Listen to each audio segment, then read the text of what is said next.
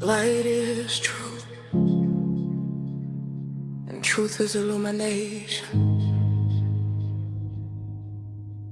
We are living through a time where more and more is being brought into the open. Things that once remained hidden for years are surfacing seemingly overnight.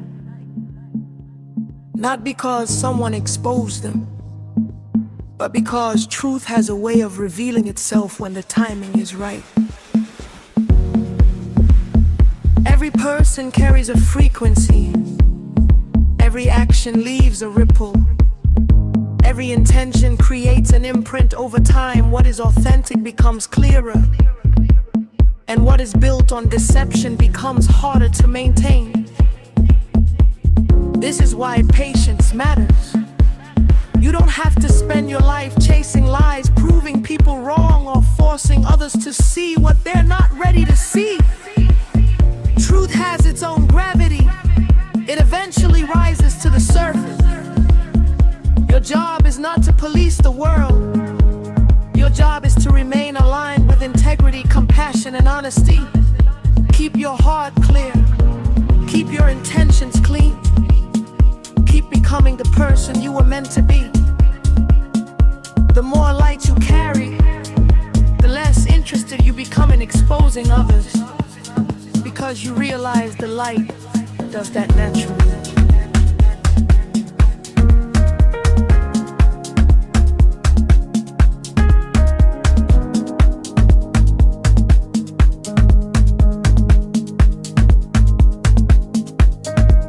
Something is shifting in humanity. More people are questioning, awakening, remembering, and seeking what is real. While the road ahead may still bring challenges, it is also bringing opportunities unlike anything we've seen before. Stay grounded, stay hopeful, stay true to yourself.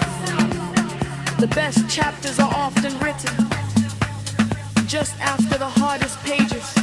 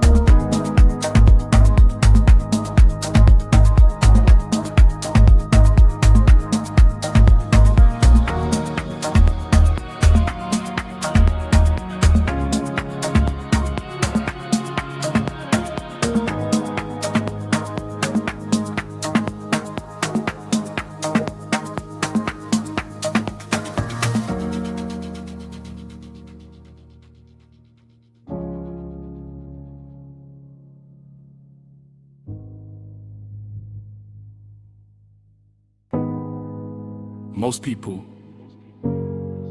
hand their power to forces outside themselves. Fate, timing, luck, circumstances. The family they were born into, the opportunities that did or did not arrive. The things that happened to them before they were old enough to choose differently. These become the architecture of an explanation for why the life they wanted remained just out of reach. Eloisa Wilcox wrote this in the late 19th century, and it has lost nothing, because it is not advice about positive thinking or motivation in the shallow modern sense. It is a metaphysical claim, a statement about the nature of will and what it is actually capable of when it operates at its deepest level. The Stugates understood this distinction with precision. They divided the world into two categories: what is within our control and what is not. External circumstances, other people, chance events, the movements of fate. None of these fall within our control.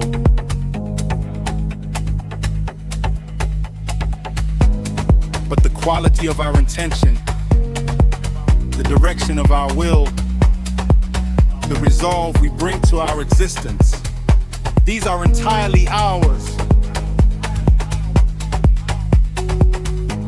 And according to every serious philosophical and esoteric tradition that has examined the question, this inner sovereignty, when fully awakened, is not diminished by external conditions. It is the one thing that cannot be taken. This is not the claim that determined people always get what they want. It is the deeper claim that a soul who has found genuine resolve is no longer at the mercy of what happens to them. The circumstances may not change. The obstacles may remain. But something in the person has shifted into an orientation that is no longer waiting for the world's permission. Fate bends to the resolve, not because the universe plays favorites, but because a determined soul stops arguing with what is and starts moving through it.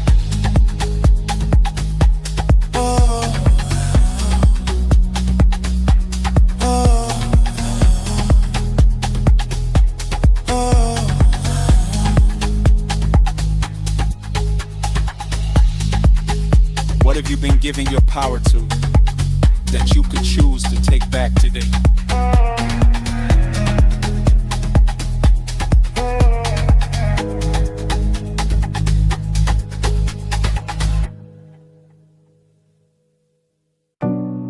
One thing I've learned on this journey is that truth doesn't always make you popular. In fact, sometimes it does. Exact opposite. People often say they want the truth, but what they really want is confirmation of what they already believe. Real truth has a way of disrupting comfort. It challenges assumptions. It asks us to question stories we've carried for years and identities we've built our lives around. That's why people can become angry when confronted with something that doesn't fit their worldview.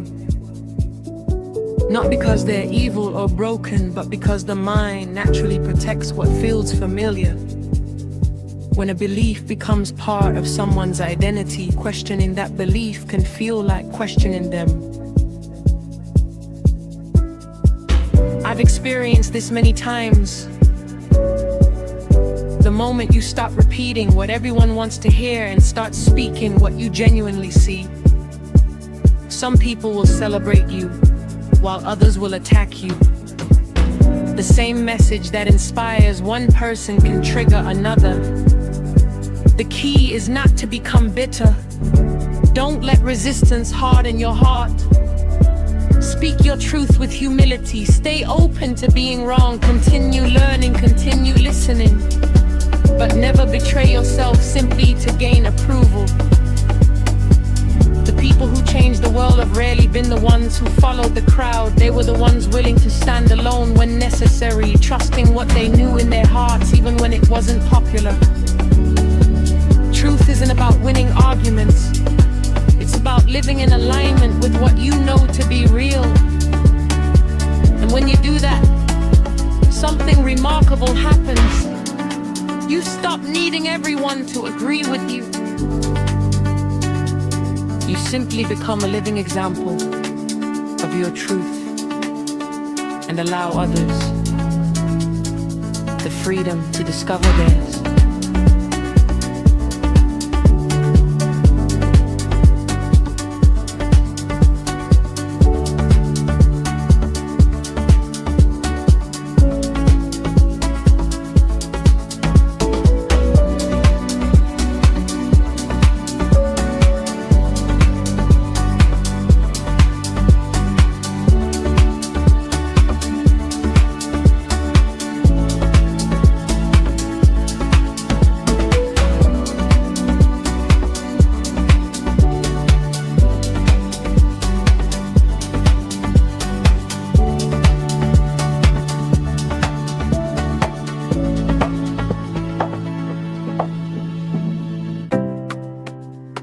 Failure rarely traps people, success does. The habits that built your current position eventually become sacred. What began as a strategy hardens into routine. What once created growth becomes a ritual repeated without question. That is where stagnation begins.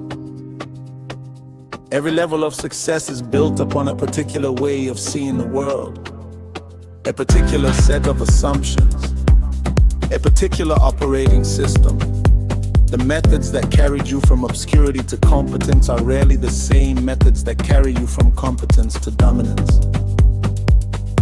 Yet, people become emotionally attached to the tools that help them win. The entrepreneur who built a company through relentless hustle continues working 18-hour days long after the real challenge becomes derogation.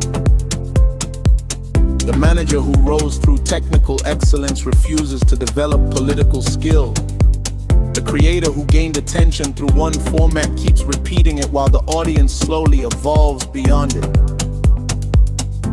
Their greatest strength becomes their prison. Organizations suffer from the same disease. Empires collapse when yesterday's solutions become today's doctrine. Markets shift, market changes, incentives evolve. But the institutions that survive are not the strongest. They are the ones willing to abandon methods that once made them powerful. Reinvention is uncomfortable because it requires admitting that the version of yourself that created your current success is no longer sufficient for the next stage. That realization attacks the ego. People prefer repeating familiar victories over pursuing unfamiliar growth. They cling to proven formulas because uncertainty feels dangerous. Meanwhile, the environment changes around them. The environment always wins.